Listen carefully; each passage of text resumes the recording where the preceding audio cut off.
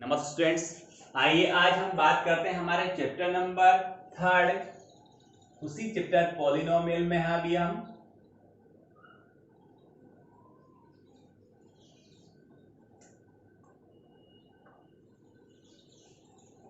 Chapter हमारा 3 चल रहा है। हमने स्टूडेंट्स लास्ट वीडियो में पढ़ा था कि कंप्लीटिंग स्क्वायर क्या होता है और क्वाड्रेटिक फॉर्मूला किस तरह यूज होता है। इन दोनों थीम के बारे में हमने विस्तार से चर्चा की थी और हमने कुछ डाउट्स, जैसे हमने कंप्लीटिंग स्क्वायर के भी किए थे और हमने कुछ डाउट क्वाड्रेटिक इक्वेशन यानी सीरीधराचार्य सूत्र या द्विघाती सूत्र के भी किए थे। हमने एक वर्ड प्रॉब्लम भी किया था, भाषा वाला सवाल। रहमान की आज से 3 वर्ष पूर्व की आयु का व्यतक्रम और आज से 5 वर्ष बाद की आयु के व्यतक्रम का योगफल 1/3 था। भाषा में आयु वाले सवाल बहुत ज्यादा इंपॉर्टेंस रखते हैं और उनके आने के चांस भी बहुत ज्यादा होते हैं, इसलिए आप थोड़ा सा इसे गौर से देखिए। और आगे में भाषा वाले अच्छे अच्छे सवाल जो एनसीईआरटी के अकॉर्डिंग या लास्ट बोर्ड एग्जामिनेशन में आए हुए हैं या जिनके आने के चांस हैं और आगे ऐसे डाउट्स की आज मैं आपसे चर्चा कर रहा हूं।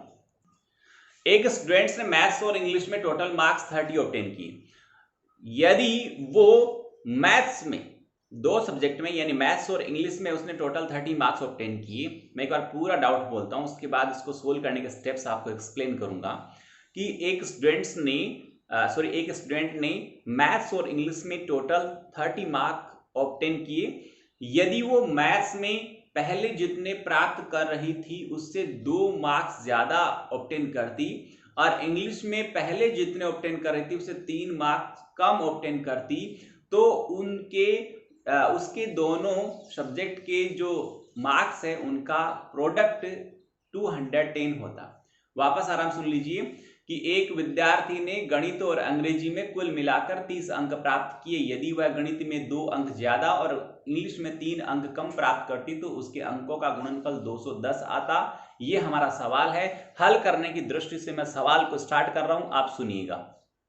मैं सबसे पहले ये बताऊंगा कि यहां पर भी वही थीम काम करेगी कि यहां पर दो वैल्यू का सम गिवन हो, दो राशियों का योगफल गिवन हो, तो आपको मैंने बताया एक राशि को आप x लेंगे और दूसरी राशि को वो योगफल माइनस x लेंगे। सपोज यहां मैथ्स और इंग्लिश के मार्क्स का सम 30 है तो मैं एक सब्जेक्ट के मार्क्स को x मानूंगा और दूसरे सब्जेक्ट के मार्क्स को 30 माइनस x मानूंगा। समझ रहे हो इस बात को? आइए बोर्ड पे एक बार नजर डालिए। माना उस स्टूडेंट्स का नाम शेफाली है। माना शेफाली की गणित में प्राप्तांक, let Shefali got marks in mathematics is x। गणित में प्राप्तांक या गणित के प्राप्तांक भी लिख सकते हैं हम, ऑब्टेन मार्क्स बराबर x है। इतनी बात समझ में आ गई? Let Shefali got marks in mathematics is x and Shefali के इंग्लिश में, अंग्रेजी में कितने मार्क्स हैं? वो है टोटल थे 30 में से गणित वाले कम कर दो, उतने मार्क उसने अंग्रेजी में प्राप्त किए। आगे देखिए, यदि वो, या डायरेक्ट लिख दूं, थोड़ा सा टाइम बचाना हो तो यहां पर ज्यादा डिस्क्राइब करने की भी जरूरत नहीं, और करो तो मैं चलो एक बार बता देता हूं, फिर डायरेक्ट कैसे लिखते हुए बता दूं। यदि वह गणित में 2 अंक अधिक लाती या उसके गणित में 2 अंक अधिक आते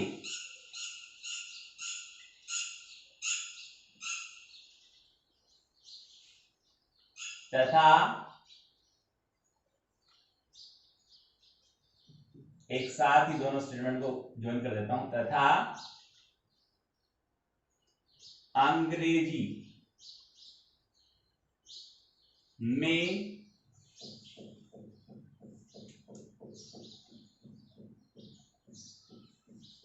3 अंक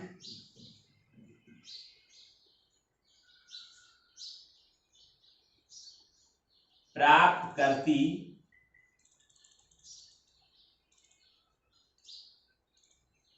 तो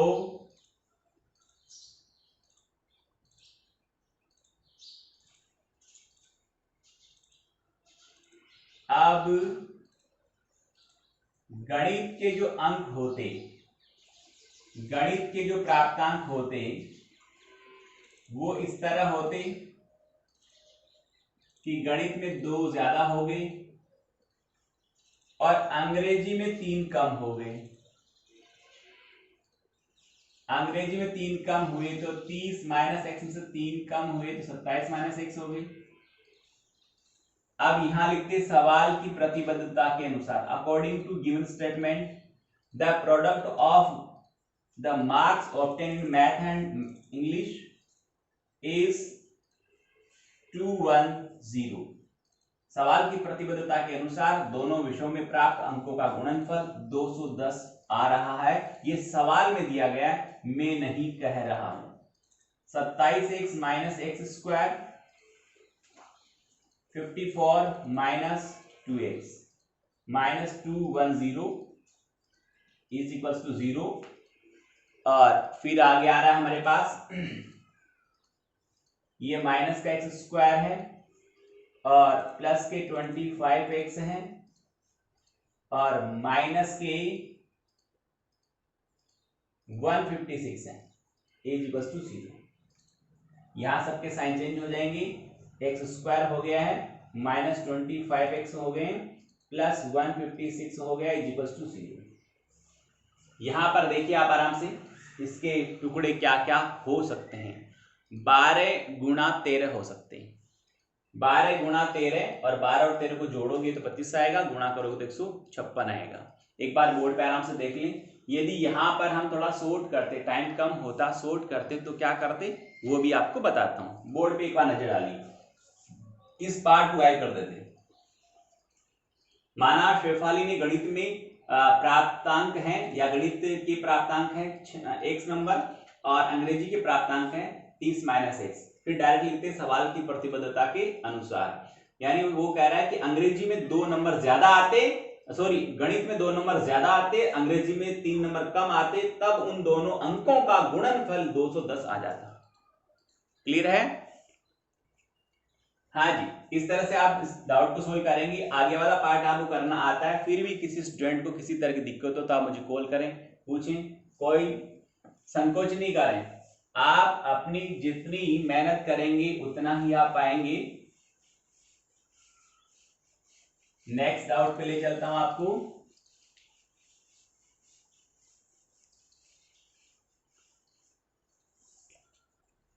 नेक्स्ट डाउट हमारे पास बहुत ही अच्छा। देखो, लैंग्वेज के डाउट को सोल्व करने के लिए आप उसको अपने अंदर समाहित करो कि क्या कह रहे हैं, उसके साथ खेलो, प्ले विथ मैथ, मैंने पहले भी कहा है, उसके साथ खेलिए, एज ए क्यूज आप उसको सोल्व करने की कोशिश कीजिए। ये कहा गया है उसमें कि एक आयत का विकर्ण उसकी छोटी भुजा से 60 मीटर बड़ा है, या मीटर आयत है तो सेंटीमीटर भी हो सकता है, मेजरमेंट यूनिट से कोई फर्क नहीं पड़ता है, उसको आप इग्नोर करें, कि एक आयत का विकर्ण उसकी छोटी भुजा से 60 मीटर बड़ा है और बड़ी वाली भुजा छोटी भुजा से 30 मीटर बड़ी है। समझ में आया क्या कर रहा है? पहले आप डायग्राम बनाइए, उसके बाद आपको मजा आएगा। ये एक आयत हो गया, एक रेक्टेंगल हो गया और आयत का ये विकर्ण हो गया। मैंने इसको नाम दिया है ABC। इसकी छोटी भुजा ये है, बड़ी भुजा ये है और विकर्ण ये है। समझ में आ रहा होगा आपको? लंबाई बड़ी भुजा होती है, चौड़ाई छोटी भुजा होती है, विकर्ण है वो विकर्ण है। अब देखिए, उसने कहा कि विकर्ण छोटी भुजा से 60 मीटर बड़ा है। कौन बड़ा है? विकर्ण बड़ा है। किससे बड़ा है? छोटी भुजा से बड़ा है। मान लिया छोटी भुजा कितने की है? x मीटर की। तो विकर्ण कितना हो गया? x प्लस 60 हो गया, क्योंकि विकर्ण छोटी वाली भुजा से 60 मीटर बड़ा है। बड़ी भुजा छोटी भुजा से, कौन? बड़ी भुजा किससे? छोटी भुजा से कितनी? 30 ज्यादा है। ज्यादा है तो जोड़ दो और कम है तो घटा दो। ओके, आयत का प्रत्येक कोण समकोण होता है, ये आपको अच्छी तरह से पता है। ए बी सी एक समकोण त्रिभुज हो गया, राइट एंगल ट्रायंगल हो गया। इस पे पाइथागोरस थ्योरम लगा देंगे, आधार स्क्वायर प्लस लंब स्क्वायर बराबर कर्ण स्क्वायर, यानी यहां पर लग जाएगा x प्लस 30 का whole square plus x square is equal x plus 60 का whole square. a plus B के होल स्क्वायर से ओपन हो जाएगा और आराम से एक ये द्विघाती समीकरण बनेगा। उसको जो आपको विधि अच्छी लगती है उससे आप हल कर सकते हैं। और चाहो यहां पर मैं बताऊं तो सब कुछ बता चुका हूं मैं, फिर भी आप लैंग्वेज चाहते हो, क्या लैंग्वेज आएगी? माना आयत की छोटी भुजा x मीटर है, तो आयत का विकर्ण x प्लस 60 मीटर तथा आयत की बड़ी भुजा x प्लस 30 मीटर। इससे पूरा समझ में आ रहा है, भाषा आप बनानी सीखो।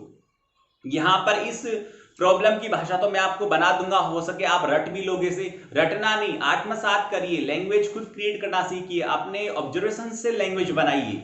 तो यहां पर 3 लाइन होगी, चौथी लाइन ये लिख दो सवाल की प्रतिबद्धता के अनुसार x प्लस 30 का होल स्क्वायर, या लिख दो पाइथागोरस प्रमेय काम में लेने पर x प्लस 30 का whole square plus x square बराबर x प्लस 60 का whole square. Pythagoras theorem use करिए, a प्लस बी के होल स्क्वायर से ओपन करिए और क्वाड्रेटिक इक्वेशन प्राप्त करिए। और उस क्वाड्रेटिक इक्वेशन को आपको जो विधि अच्छी लगी, जो अच्छी तरह समझ में आई, उससे आप सोल्व करिए। बाउंडेशन नहीं है कि आप इस विधि से करें तो ही आपको मार्क्स मिलेंगे। नेक्स्ट डाउट को देखिए, नेक्स्ट डाउट सुनिए, बहुत ही शानदार डाउट है। मैं आपको बहुत सिलेक्टेड डाउट एक्सप्लेन कर रहा हूं, इनको फेयर नोटबुक में करना मस्ट है। अब आप देखिए सर, आपने इस डाउट को पूरा नहीं किया, हम कैसे करेंगे ये? हम यदि किसी काम के लिए बहाने ढूंढते रहेंगे तो हम उस काम को कभी नहीं कर पाएंगे। मैंने वीडियो में इतनी अच्छी फैसिलिटी है, जिसने क्लासरूम में पढ़ाता हूं, एक बार मैंने पढ़ा दिया सो पढ़ा दिया, किसी ने सुना तो ठीक है, नहीं सुना तो ठीक है, यानी उसके हाथ से वो निकल गया। बट वीडियो में इतनी अच्छी फैसिलिटी है कि आपको उस बात को 5 बार सुनना है, 10 बार सुनना है और 3 दिन बाद देखना है, 10 दिन बाद देखना, तो भी आपके पास फैसिलिटी अवेलेबल है। सारे के सारे वीडियो आपके उस आईडी के ऊपर सेव है, जब चाहो तब इसे देखकर वापस रिवाइज कर सकते हो। वापस ये नहीं क्लास में पढ़ाया गया एक बार पढ़ाया जाएगा, वो जब 4 महीने 6 महीने बाद रिवीजन स्टार्ट होगा तभी वापस पढ़ाया जाएगा। बट यहां पर आप इस चीज को बार बार देख सकते हैं, कितनी अच्छी फैसिलिटी है। क्लास से भी ज्यादा अच्छी स्टडी कर सकते हैं आप यहां पर आपको इसके लिए अपना मोटो बनाना पड़ेगा, टाइमिंग फिक्स करना पड़ेगा और डेली रूटीन में रेगुलरिटी रखनी पड़ेगी, तब जाकर आप पढ़ पाओगे। सबसे अच्छा काम है इसमें। अब देखिए यहां पर क्या है, मैं आपको बताऊं, ये डाउट मैंने कंप्लीट नहीं किया, ये डाउट मैंने आपको लैंग्वेज में पूरा 2 बार एक्सप्लेन किया है। तो उस पार्ट को 2 बार सुनिए, 3 बार सुनिए और उस डाउट को लिख लीजिए नोटबुक में। लिख लिया, डाउट हो गया आपके पास कलेक्शन में, एज ए कलेक्शन। फिर मैंने उसको एक्सप्लेन किया है, उसको सुनिए। फिर मैंने उसकी जो लैंग्वेज कुछ लिखवाई है और कुछ बोली है, जो लिखवाई है वो लिखनी है, जो बोली है उसके हिसाब से आपको लिखनी है, फिर डाउट को कंप्लीट करना है। कितना शानदार कलेक्शन बन सकता है यदि हम चाहें तो। यदि हम ये कहें ये नहीं हुआ ये नहीं हुआ, यदि हम कमियां ढूंढते रहेंगे तो हम कभी भी उस काम को पूरा नहीं कर पाएंगे। बहुत अच्छा मौका है। कुछ बच्चे कहते हैं साहब रिवाइज द चैप्टर, आप सोचिए रिवाइज द चैप्टर में एक चैप्टर को करवाने में यानी हमें 3 दिन वीडियो भेजने होते हैं, हमें 3 दिन वीडियो बनाने होते हैं, तो पूरे महीने में टोटल 12 वीडियो बनते हैं और 12 वीडियो में एक चैप्टर पूरा भी नहीं होता। कुछ चैप्टर बड़े हैं वो पूरे नहीं होते हैं, यानी 1 महीने में एक चैप्टर पूरा हुआ है। आप कहते हो चैप्टर रिवाइज करवाइए, तो मैं 1 महीने तक वापस उसी को रिवाइज करवाऊंगा, तो बाकी बच्चे क्या करेंगे? आपके 5वें चैप्टर में दिक्कत है तो आप 5वें को रिवाइज करने को बोलोगे, किसी को 10वें में दिक्कत है 10वें को रिवाइज करने को बोलोगे, यानी हम 1-1 महीने से वो 1-1 चैप्टर पूरा होगा। तो हम कब तो सिलेबस करेंगे, कब पूरा रिवीजन करेंगे, कब जो बाकी बच्चे हैं वो उसको सीख पाएंगे। तो इसलिए अच्छा है, मैं आपको 10 बार बोल चुका हूं, हर वीडियो में बोल चुका हूं, अच्छी तरह किसी भी दिक्कत को समझना है, कोई भी डाउट समझ में नहीं आ रहा है, वीडियो को 2 बार देखिए, 3 बार देखिए, आराम से देखिए। फिर भी देखते समय दिक्कत आ रही है साहब गुरुजी ये लाइन तो आपकी समझ में आ गई, ये मेरे को समझ में नहीं आई, तुरंत मेरे नंबर पे कॉल कीजिए। सर मेरे सामने वीडियो चल रहा है, ये आपने लिख रखा वो तो समझ में आया, पर देखो यहाँ पर ये 5 कहां से आया ये बताइए। तो मैं आपको कंप्लीटली एक्सप्लेन करूंगा कि कैसे आया, किस के अकॉर्डिंग आया और क्यों आया। उसका आंसर आपको मिलेगा। 100% सेटिस्फेक्शन लेवल तक आपको आंसर मिलेगा। बट आप केवल ये वर्ड लिख के भेज दो रिवाइज द चैप्टर नंबर 17, तो इसका मीनिंग सोचिए कि बाकी बच्चे क्या करेंगे, एक महीने तक मैं रिवाइज करवाऊंगा। तो इसलिए आप ढंग से थोड़ा तरीका सीखिए, सिस्टम सीखिए और सिस्टम के अकॉर्डिंग आप काम करिए। आगे देखिए, डाउट बहुत शानदार है। नेक्स्ट डाउट क्या कह रहा है वो देखिए। The difference of the square of two number is 180।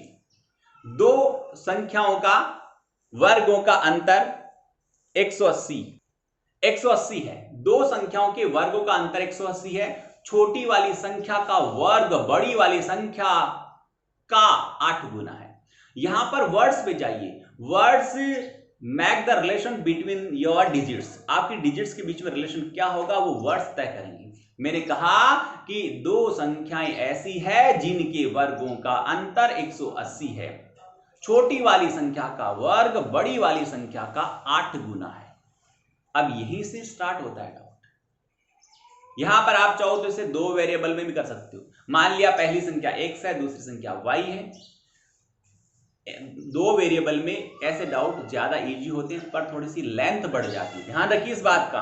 वहां पर लेंथ बढ़ेगी, कैसे बढ़ेगी? आपने कहा सर एक नंबर x है, दूसरी नंबर y है, दोनों के वर्गों का अंतर 180 बताया, वो हमने कर दिया। कोई दिक्कत यहां तक? तो हम इसे टू वेरिएबल में सोल्व कर सकते हैं, x एंड y में। लेट हमने पता कर लिया कि एक नंबर x होगी, दूसरी नंबर y होगी, ये मान लिया। दोनों के वर्गों का अंतर 180 था। गुरुजी आपने बोला था, हमने 180 लिख दिया, कोई बात नहीं भाई। फिर मैंने कहा था कि जो छोटी वाली नंबर है, देखो आप छोटी कौन है? y है। बड़ी कौन है? x है। सर आपको कैसे पता चला x बड़ी है y छोटी है? अरे भाई साहब मैंने बोला था दोनों नंबर के वर्गों का अंतर 180 है, तो बड़ी का वर्ग ज्यादा आएगा, छोटी का वर्ग कम आएगा, तभी तो अंतर आएगा ना। समझ में आ गई? यदि आपने छोटी का वर्ग पहले लिखा, बड़ी का वर्ग बाद में लिखा, तो यहां पर अंतर माइनस का हो जाएगा ना। ये प्लस का लिखा मैंने अंतर, तो यहां पर क्या हुआ? मैंने कहा कि छोटी वाली नंबर का स्क्वायर बड़ी वाली नंबर से 8 गुना है। बड़ी किसको माना? x को। यहां लिख देंगे, भाषा में भी लिख देंगे। माना बड़ी संख्या x है, छोटी संख्या y है। माना बड़ी संख्या x है और छोटी संख्या y है, तब हम लिख देंगे सवाल की प्रतिबद्धता के अनुसार x square minus y square बराबर 180, तथा दूसरी प्रतिबद्धता के अनुसार y स्क्वायर छोटी वाली नंबर का वर्ग बड़ी नंबर का 8 गुना है। हो गया इतना? ये समीकरण संख्या 1 है, ये समीकरण संख्या 2 है। और दूसरे समीकरण से हम y स्क्वायर का वैल्यू उठाएंगे और यहां रख देंगे, तो x स्क्वायर और y स्क्वायर जगह 8x हो गया। 180 को इधर ले आऊंगा, माइनस का हो गया, बराबर 0 आ गया। 180 के ऐसे टुकड़े जिन्हें गठाने पर 8 आए, 18 और 10 होते हैं। समझ में आ गया तो आगे कर लेना, नहीं आया तो मुझे कॉल कर लेना। ओके, आगे चलिए। नेक्स्ट डाउट, एक और वर्ड प्रॉब्लम बहुत ही शानदार है। देखो मैंने एज वाला आपको बताया, समझ में आया, संख्या वाला बताया, अब दूरी और समय वाला भी मैं बता चुका हूं, फिर भी एक डाउट और लेता हूं। और जैसे मैंने 480 वाला लिया था, याद होगा आपको कि एक ट्रेन 480 किलोमीटर जाती है, यदि उसकी स्पीड को 8 किलोमीटर प्रति घंटा कम कर दिया जाए तो 3 घंटे का समय ज्यादा लेगी। याद होगा? नहीं याद है तो लास्ट वीडियो को फिर से रिपीट कर देखें। और अब नया डाउट उसी पे बेस्ट, सेम उसके जैसा, सिर्फ संख्या बदलनी है। अब की बार एक ट्रेन है, वो 360 किलोमीटर की यात्रा करती है अपनी सामान्य गति से। यदि उसकी स्पीड को 5 किलोमीटर प्रति घंटा बढ़ा दी जाए तो अब वो 1 घंटे का समय कम लेगी। यात्रा उतनी करनी है, दूरी उतनी ही तय करनी है, पर स्पीड बढ़ा दोगे तो कॉमन सेंसली है, स्पीड बढ़ेगी तो टाइम क्या होगा? कम होगा, रिड्यूस होगा। तो जब उसकी स्पीड को 5 किलोमीटर पर आवर यदि हम इंक्रीज कर देते हैं, बढ़ा देते हैं, तो टाइम 1 घंटा कम लगता है। इसको हम मैथमेटिकल फॉर्म में कैसे कन्वर्ट करें? सुनिए, आपको लास्ट में पूछा गया है सवाल में कि ट्रेन की स्पीड क्या थी, ट्रेन की चाल क्या थी। तो मान लिया ट्रेन की normal speed x kilometre per our थी। समझ में आ गई? ट्रेन की normal speed x kilometre per our थी। जब उसकी स्पीड को 5 किलोमीटर पर आवर इंक्रीज कर दिया जाता है तो अब उसकी नई speed x plus 5 kilometre per our हो जाएगी। क्लियर है? टोटल दूरी तय करनी थी बराबर 360 किलोमीटर। आप लिखेंगे चूंकि समय बराबर दूरी बटा चाल। सवाल की प्रतिबद्धता के अनुसार पहले जो समय लगता था वो माइनस अब जो समय लगता है वो दोनों का अंतर आना चाहिए 1 घंटा, 1 आवर आना चाहिए। ये मैंने एक्सप्लेन किया, अब मैं लिख रहा हूं, फिर देखना। देखो एक बार मैंने सवाल बोला था, एक बार मैंने अब एक्सप्लेन किया है, थर्ड टाइम मैं उसको लिख रहा हूं और उसके बाद भी दिक्कत होगा मुझे कॉल करके पूछें, पर पढ़ना आपको पड़ेगा। ये उसका कोई ऑप्शन नहीं है, कोई सब्स्टिट्यूट नहीं है, पढ़ना आपको पड़ेगा, टाइम आपको देना पड़ेगा, डिवोट अपने आप को करना पड़ेगा। Come on. डाउट क्या है वो देखिए। डाउट ये था कि एक ट्रेन अपनी नॉर्मल स्पीड से 360 किलोमीटर की यात्रा तय करती है। यदि उसकी स्पीड को 5 किलोमीटर प्रति घंटा बढ़ा दें तो अब पहले वाले की बजाय 1 घंटा समय कम लेती है। तो मैं यहां मान लेता हूं, let the normal speed of train is x kilometre per hour. If you increase the speed of train by 5 kilometre per hour, then now the speed is x plus 5 kilometre. The total distance या total journey is equal 360 kilometre and time is equal distance by speed according to given statement. The time taken by train at the normal speed and minus time taken by the train at the higher speed is equal difference of the time, यानी वो 1 our का। तो मैं लिख रहा हूं, माना train की सामान्य चाल, normal speed of the train x kilometre per our, जब ट्रेन की स्पीड 5 किलोमीटर पर आवर बढ़ा दी जाती है, तो अब नई चाल क्या होगी, x kilometre 5 kilometre per our होगी। ओके, आप कहेंगे चूंकि समय, time is equal speed by distance by speed होता है, यानी समय बराबर दूरी बटा चाल, कई बार सुना होगा आपने। तो सवाल की प्रतिबद्धता के अनुसार ये कॉन्सेप्ट भी मैं आपको लिख चुका हूं पहले से कि टोटल दूरी और बटे कम वाली चाल, क्यों कम वाली चाल का समय ज्यादा आएगा, माइनस दूरी बटे अधिक वाली चाल। ये आपको मैं पहले भी कॉन्सेप्ट दे चुका हूं मेरी लैंग्वेज में, मेरी भाषा में, और जितना समय का अंतर दिया हुआ होता है वो यहां लिखना होता है। दूरी हमें फिक्स है, दोनों बार में 360 है।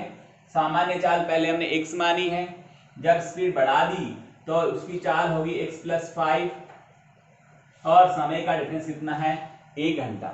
इसका आप लघुत्तम ले लेंगे, इसका लघुत्तम x और x प्लस 5 आएगा, बराबर 1 पड़ा है, ये इससे गुणा हो जाएगा 360x माइनस 1800 और माइनस 360x, ये दोनों कट जाएंगे, इसको इससे गुणा कर देना, और इसके नीचे कुछ नहीं है तो 1 लगा लो, इसको इससे गुणा कर देना, यानी क्या बनेगा, आप चाहो तो लिख दूं x स्क्वायर प्लस के 5x, ये नीचे भाग में उधर जाएंगे तो गुणा होंगे, किससे होंगे, 1 से होंगे, 1 से होने पर कोई फर्क नहीं पड़ेगा, तो क्या आएगा x स्क्वायर प्लस 5x, और ये 1 से गुणा होगा तो क्या है ये, सॉरी प्लस के आएंगे 1800, तो ये आ गया 1800 किसकी, प्लस की, तो इज इक्वल 1800, और इसको आप आगे सोल्व करेंगे तो x square plus 5x minus 1800 is equals to 0। यहाँ पर इसके फैक्टर जिनको माइनस करने पर ये आते हो आप आराम से कर सकते हैं, 45 और 40 होंगे, 45 और 40 होंगे। अच्छी तरह इसको देख लें, समझ लें, देखिए आराम से इसको बोर्ड को ढंग से देखिए, समझिए, यहाँ पर कॉन्सेप्ट को अपने आप को महसूस करिए कि क्या कह रहा है। जब तक आप फील नहीं करोगे कि क्या कहना चाह रहा है, तब तक डाउट, लैंग्वेज वाला डाउट कभी भी कन्वर्ट नहीं होगा मैथमेटिकल फॉर्म में। महसूस करिए, सोचिए उसको, और उसे अपने आप को समझने की ताकत दीजिए कि हाँ ये क्या कहना चाह रहा है। देखिए ये डाउट कंप्लीट हो जाएगा। यहाँ पर जो मैंने कॉन्सेप्ट दिया है, यहाँ जो क्वाड्रेटिक इक्वेशन बना है इसको सोल्व करेंगे। मैंने फैक्टर भी आपको बता दिए हैं, आपको याद रह जाएंगे। नहीं हो तो आपको फैक्टर फाइंड आउट करना भी सीखिए। ये मैंने कहा था कि यहाँ जो नंबर है उसको इससे मल्टीप्लाई करिए, और मल्टीप्लाई करने में जितना नंबर आपको प्राप्त होता है उसके जितने संभव है उतने आप गुणनखंड बनाइए। उसमें से एक ग्रुप ऑफ फैक्टर का आपके लिए यूजफुल होगा। कौन सा होगा वो डाउट बताएगा कि वह ग्रुप जिसके सदस्यों को घटाने पर 5 आता है वो आपके काम का। मैं नहीं कह रहा घटाओ, इस स्थिरांक के पहले का निशान कह रहा घटाओ। ये बात मैं कई बार आपको बता चुका हूं, फिर भी किसी को दिक्कत है तो आप मुझे कॉल करके पूछ सकते हैं। आइए आगे बढ़ता हूं। नेक्स्ट डाउट है कि दो नल है, वो एक होज को भरने के काम में ली जाती है। यानी पानी का टंकी होता है ना, टैंक जिसे बोलते हैं, पानी को टैंक को फिल करती है, भर रही है कौन? दो नल है, एक छोटी है और एक बड़ी है। यानी एक मोटा पाइप है तो बड़ी नल होगी, वो मोटा पाइप है पानी ज्यादा आएगा तो वो कम टाइम में भर देगी, और एक पतला पाइप है छोटी नल है यानी वो ज्यादा टाइम में भरेगी, यानी उसका टाइमिंग ज्यादा होगा। अब रिलेशन सुनिए वापस आराम से। दो नल एक टैंक को भरने के काम में ली जाती है। छोटी वाली नल बड़ी वाली नल की तुलना में 10 घंटे टाइम ज्यादा लेती है। छोटी नल है, पानी धीरे आएगा, कम आएगा। एक तो इतना मोटा पाइप हो और एक इतना पाइप हो तो पानी ज्यादा आएगा पर सेकंड तो टाइम कम लगेगा, पानी कम आएगा तो टाइम ज्यादा लगेगा। छोटी वाली नल बड़ी वाली नल की तुलना में 10 घंटे टाइम ज्यादा लेती है। समझ में आ गई? यदि दोनों एक साथ मिलकर उस टैंक को 9 × 3/8 आवर्स में फिल कर देती है, 9 गुणा 9 सही 3/8 घंटे में पूरा भर देती है। दोनों एक साथ चला दी जाए तो, छोटी वाली और बड़ी वाली दोनों एक साथ चला दी जाए तो 9 सही 3/8 घंटे में भर देती है। तो बताइए दोनों अलग अलग कितने कितने घंटे में भर पाएगी? मैं मान लेता हूं कि माना छोटा वाला नल उस टैंक को x घंटे में भर देता है, छोटे वाला नल भरता है x घंटे में, तो बड़े वाला नल तो टाइम कम लेगा ना। और रिलेशन क्या बताया था मैंने कि छोटे वाला नल बड़े वाले नल से 10 घंटे टाइम ज्यादा लेता है। छोटे वाला 10 घंटे ज्यादा लेता है तो बड़े वाला छोटे वाले से 10 घंटे कम लेगा। सिंपल सी बात है। तो मैंने मान लिया, पहली लाइन लिख दी कि माना छोटे वाला नल उस टैंक को x घंटे में भरता है तो बड़े वाला नल उस टैंक को भरेगा बराबर x - 10। समझ में आ गई? सवाल स्टार्ट कर रहा हूं, लिख रहा हूं, चित्र लिख लेना, उतार लेना, समझ लेना, फिर भी दिक्कत हो तो मुझे पूछ लेना। मैं लिखता हूं यहां पर, माना छोटा नल, स्मॉलर टैप, नल को टैप बोलते हैं, छोटा नल उस टैंक, लिख दूं होज, थोड़ा सा समझ में कम आया होगा आपके, उस टैंक को भरता है, फिल करता है बराबर x घंटे, x आवर में। ठीक है, तो जो बड़े वाला नल है उस होज को भरेगा x - 10 आवर में। कितने घंटे? समझ में आ रही कहानी आपको? आप कहोगे चूंकि दोनों एक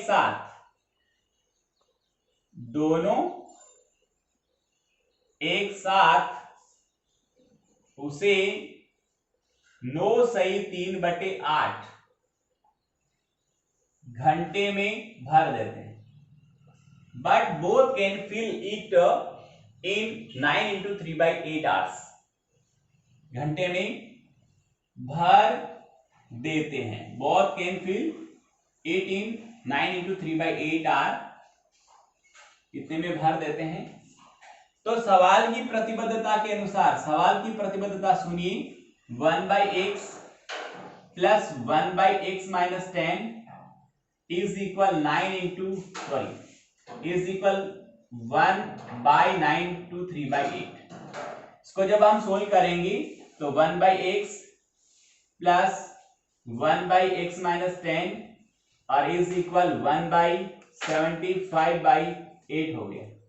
अब बट्टे में बटा रहता नहीं, अपॉन में अपॉन नहीं रहता है, तो मैं क्या करूंगा, इसको चेंज कर दूंगा, नीचे वाला ऊपर चला जाएगा और ऊपर वाला नीचे, यानी 8/75 हो जाएगा। सर ये कैसे आया, इसको समझना है तो इधर आ जाइए, 2 मिनट दे रहा हूं, जरा गौर से देखिएगा इसको। यानी ये हमें प्रति घंटे का काम निकाला है। पर आवर में कितना पानी भरता है।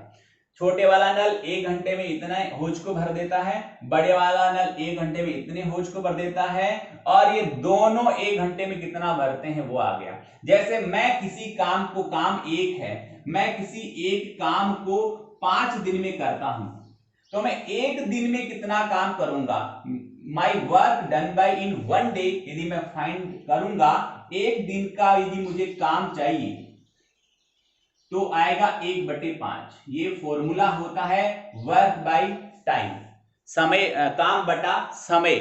प्रतिदिन या इकाई आर में या इकाई टाइम में या यूनिट टाइम में किया गया काम कैसे निकालते हैं, पूरा काम बटा समय। काम बटा समय 1 दिन में किया गया, यदि दिनों में काम पूरा है तो 1 दिन का काम निकालने के लिए काम बटा समय। समझ में आ गई। आप किसी काम को 15 दिन में करते हैं, 1 दिन में कितना काम करोगे, काम कितना किया, 1, टाइम कितना लगा 15 दिन, 1 दिन में कितना काम करोगे 1/15। यदि आप काम को दिनों में कर रहे हो तो आपकी दैनिक क्षमता हो गई वो, 1 दिन की कितनी कैपेसिटी है तो उसको बोलते हैं दैनिक क्षमता। डेली कैपेसिटी कितनी है आपकी, तो दैनिक क्षमता निकालने का सूत्र होता है काम बटा समय। देख ले आराम से। और यदि काम घंटों में पूरा होता है तो 1 घंटे में किया गया काम आपका, आपकी इकाई क्षमता कहलाएगा, और सूत्र वही रहेगा काम बटा समय। यहां पर समय दिनों में लिखा जाएगा, यहां समय घंटों में लिखा जाएगा। तो यहां पर उसकी 1 दिन की कैपेसिटी यह है छोटे नल की, यानी 1 घंटे की कैपेसिटी होगी, सॉरी, यहां पर काम घंटे में हो रहा है तो इकाई क्षमता होती है, काम दिनों में पूरा होता है तो दैनिक क्षमता होती है। इकाई क्षमता यानी 1 घंटे में कितना होज भरा, इसने 1 घंटे में कितना होज भरा, दोनों ने 1 घंटे में कितना होज भरा, क्योंकि 1/1 क्या है काम, 1 क्या है काम, 1 काम कैसे हुआ, होज 1 ही तो भरना है, होज 1 ही तो है, टैंक 1 ही तो आपके पास में, तो काम बटा समय, काम बटा समय, इसकी इकाई क्षमता, इसकी इकाई क्षमता प्लस दोनों की इकाई क्षमता, तो दोनों की इकाई क्षमता का हमारे अनुसार जोड़ और सवाल के अनुसार जोड़ जो आया वो बराबर आना चाहिए। ये सवाल आपको समझने में दिक्कत आ सकती है कि मुझे पहले से पता है इस बात के बारे में, क्योंकि काम समय मजदूरी ये पार्ट आपके सिलेबस से हटा दिया है, अब नहीं है, पहले 8th क्लास में से आता था ये, तो यहाँ पर बेसिक कॉन्सेप्ट आपको समझ में आ जाता था, फिर भी कम आएगा। 2 बार वीडियो देखिए, 3 बार देखिए, आराम समझ में आ जाएगा। फिर भी नहीं आया मुझे कॉल करके पूछे, टेंशन नहीं लेने के सवाल नहीं आ रहा, सारी टेंशन मेरी है हर सवाल को समझाने की, पर पढ़ना आपको है। आगे देखिए, फिर यहाँ पर इसको मैंने सोल्व कर दिया, ये सिंपल मैथमेटिकल प्रोसेस है वो आपको आनी चाहिए। आगे एलसीएम लूंगा और मल्टीप्लाई करूंगा, क्वाड्रेटिक इक्वेशन बनाऊंगा, सोल्व करूंगा। अच्छी तरह काम करें, मेहनत करें, पढ़ाई करें, होमवर्क करें। बहुत बहुत धन्यवाद।